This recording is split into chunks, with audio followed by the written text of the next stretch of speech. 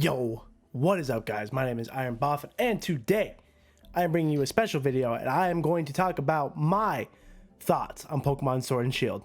Let's get into it. All right, first, obviously Sword and Shield is going to be the new game on the Nintendo Switch. Super excited as always. I love when Pokemon basically upgrades to the new console. When X and Y came out, it was on the 3DS, and that was monstrous. Unfortunately, the 3DS feature wasn't used as much, so it didn't really matter.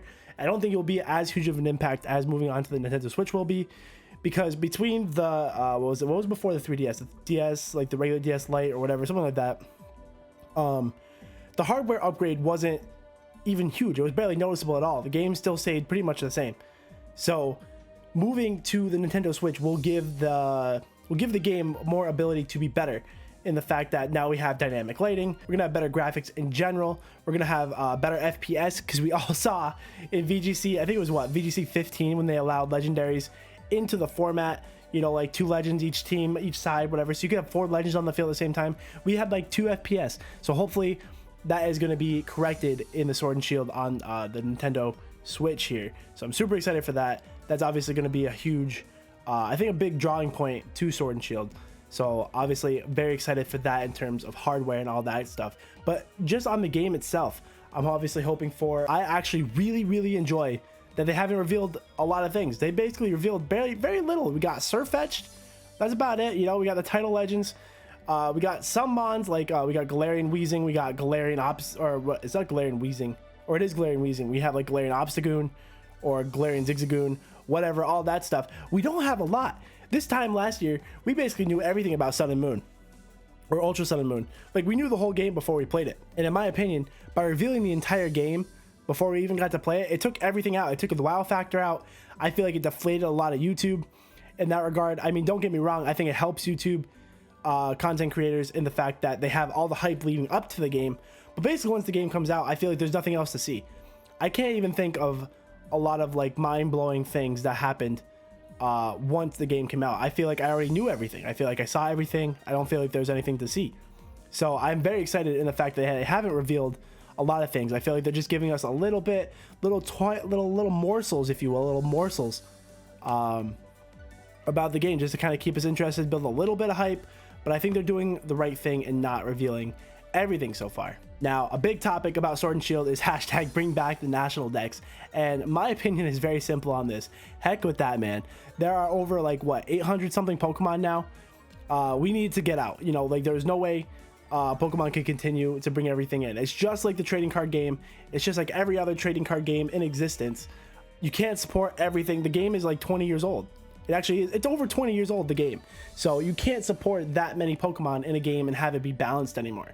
Now, I know this opinion is like heavily influenced by podcasts like Joey Poke Games and all that stuff. I've heard their thoughts, and I highly agree with them. You know, this is a necessary step into balancing the game. We had a massive power creep problem going on in Pokemon Go. Like Landorus Therian, disgusting. How many times have you played No You game and Landorus Therian's been on the team?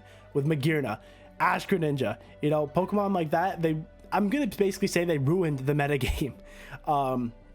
Basically with this creation of an S tier of Pokemon that was so far above and beyond everything else, you basically take away a lot of the fun that Pokemon can be, you know, in singles anyway. In VGC, there's still a little bit of room for creativity, but even in VGC, they were allowing legends, and when you allow like things like Primal Kyogre, Mega Rayquaza, all that stuff, there's only so many mons you can use that are relevant enough to actually take those mons on. You know, I can't bring let me try to think of a mon. I can't bring like a Malamar, you know, like something cool like I love Malamar. Malamar is a cool Pokemon with a cool ability, but it just gets overshadowed. It can't take on things like Kyogre or Groudon or Rayquaza. You know, those are just like Xerneas especially. Xerneas is a monster. So when you add Pokemon like that into a game, you basically shut down the little mons from being competitively useful or creatively. Like, you can't you can't be more creative than those Pokemon. Basically, I'm not saying that right. I hope you guys understand what I'm saying there. But I think bring back the national dex needs to relax. Okay, this is very important. I think it'll actually be extremely beneficial for Pokemon. I know they gave the reason that they couldn't create, they basically gave the reason that they couldn't finish the dynamic lighting models and stuff. I think it goes beyond that. I think that's more of their attempt to balance the game. You know, how do you balance things against Magearna? How do you balance things against Ash Greninja, you know? So I think this is more of an attempt to take those things out of take those things out of the game. You know, like, we're not going to get a game with Landorus anymore. We're not going to have Rayquaza and all those crazy stuff anymore. We're going to get a couple title legends, which will probably be banned in the VGC format. And I think that's where we're going to be. And I think that's so healthy for the game. And I think people need to understand and get over the fact that most of the mons they're going to cut out aren't your mons like Tyranitar or your cool mons like Salamence or Metagross. I know those are all pseudo legends and stuff, and they're really good Pokemon. We're losing mons like Watchog. When was the last time you thought of a Watchog? We're losing Maractus. We're losing probably like I don't even know, like maybe things like Ledian. I don't know, things that are pretty much useless, and they have usage data for things like that. So I think those are the things that are going to get the chopping block. I don't think if they had even announced it, I don't think anybody would have noticed it. I think the main thing that they did wrong was they just announced Pokemon Home, and then like 2 days later or something like that, they announced that Pokemon Home isn't going to be like, it's not going to include all the Pokemon. So you build everybody's hope up that you're going to be able to use all your favorite Pokemon from your previous journeys, and then they strip that away. So I think that was the major misplay there. If they had just said they were going to like kind of go with the black and white strat of you're not going to be able to use Pokemon from the older gen, then I think they would have been a lot better off than they were. But I think just because of the timing of what they did and how they did it, I think that's what screwed the pooch on that one. VGC, I think they're going to have a huge thought and focus on their VGC scene, because they have them on. They have Galarian Weezing with an ability that cancels out other abilities. Now that is extremely competitively based. That is an extremely competitively based ability. You know, like in the trailer there, they took out Rotom Wash's Levitate and it got Earth powered. They took out Gastrodon Storm Drain and it got Hydro Pumped. That's so competitively focused, and I'm actually really glad that that is the route I think that they're going to take into VGC. I think that's what the game needs, and I'm really excited for that. Now, as far as my thoughts on like Gigamaxing and Dynamaxing, whatever those things are, I think those are gimmicks. I'm not a huge fan. I've never really been a fan of gimmicks. I really liked Mega Pokemon. I thought Mega Pokemon was pretty cool. It seemed like a rational step forward into the game as far as new mechanics go. I hate Z moves.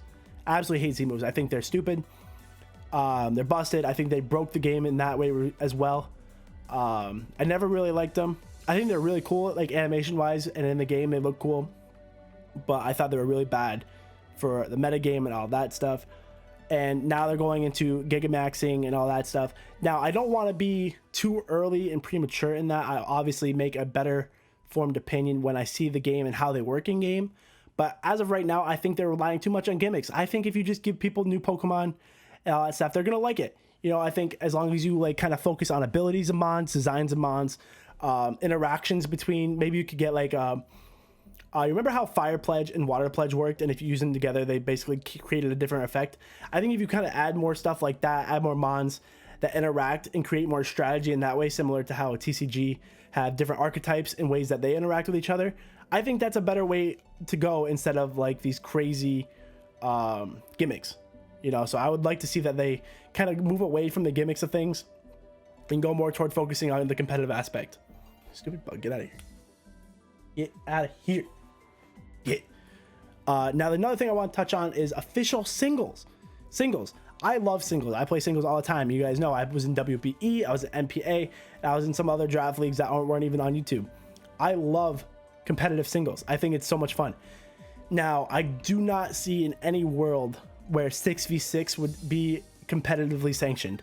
And I only say that because I hear, even in VGC tournament, they have a lot of timing issues, and the games like take too long.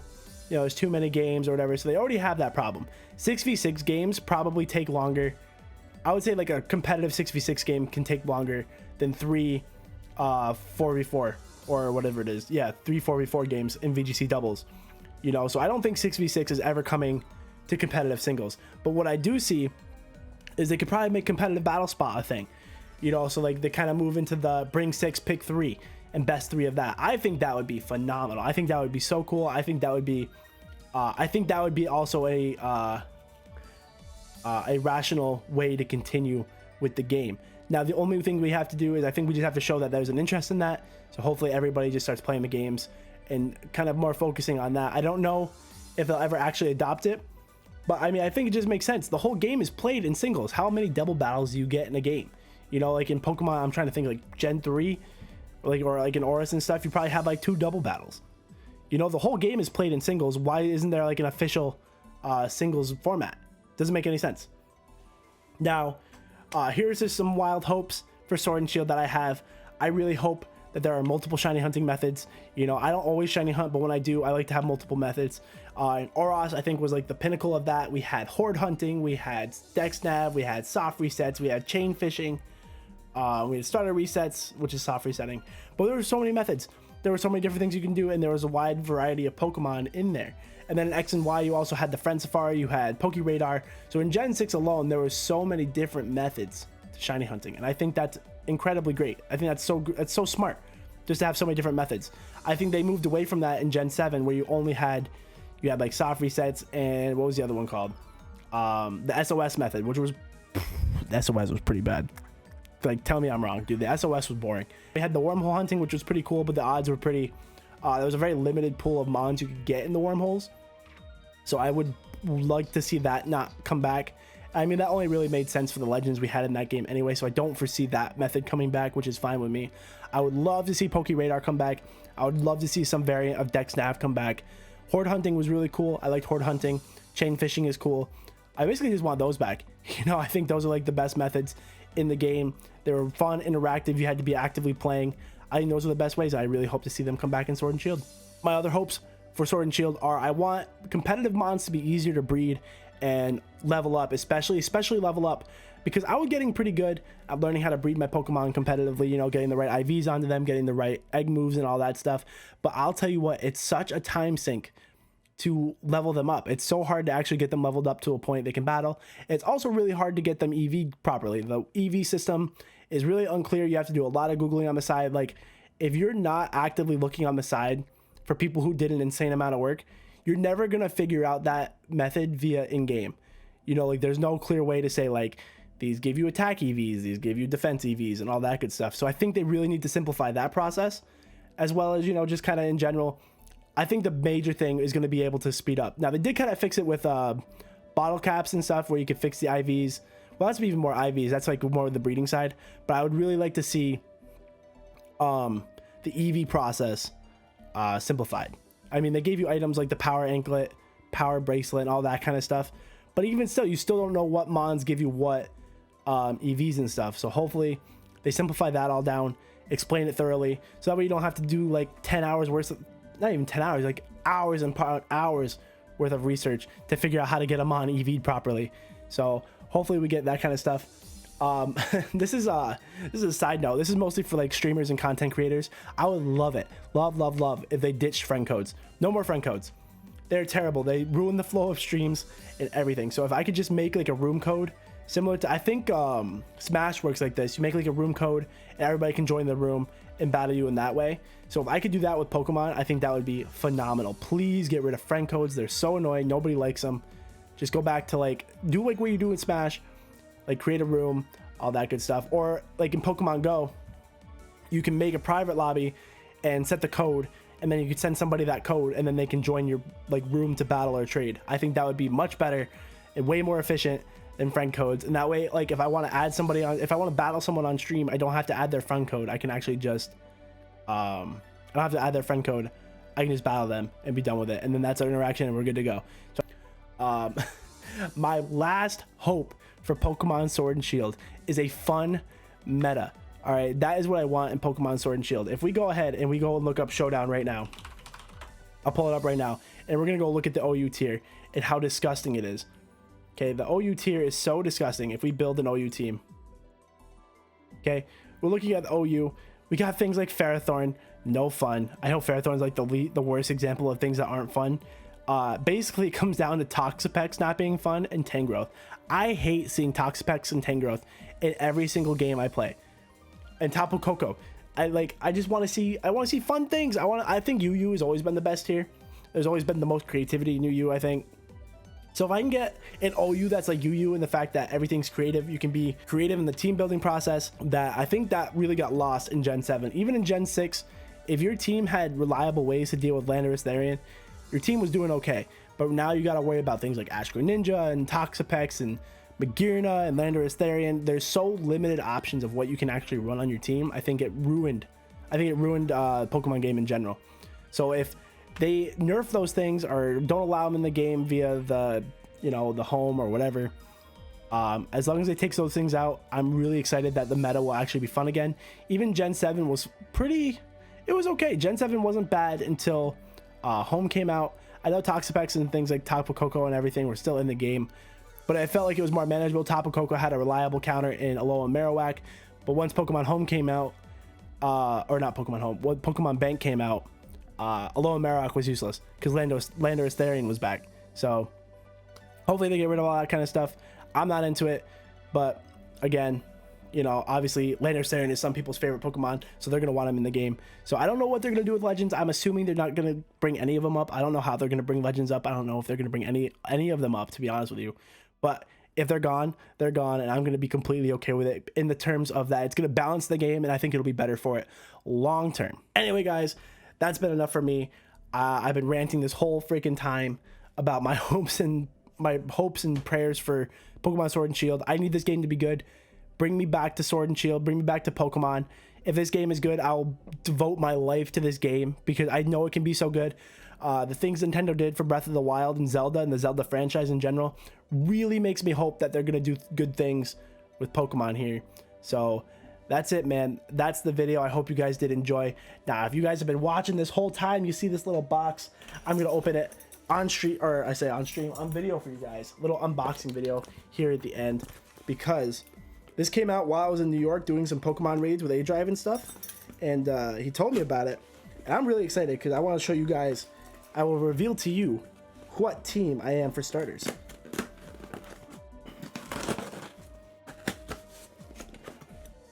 Little unboxing video. Let's go. It's not nicely unboxed, but it's unboxed. That's what matters, right? Alright, are you guys ready for this? Leave a like. Guess your prediction as to what Pokemon team I'm a member of. 3, 2, 1.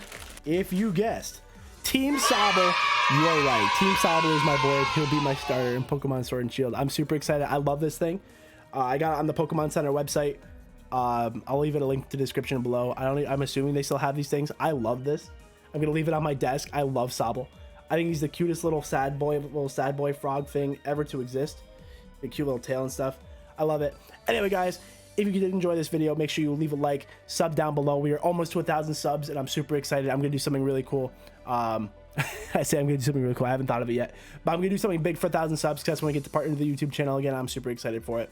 Anyway, guys, hope you enjoyed the video, and I'll catch you guys next time. Have a good day, guys. Peace.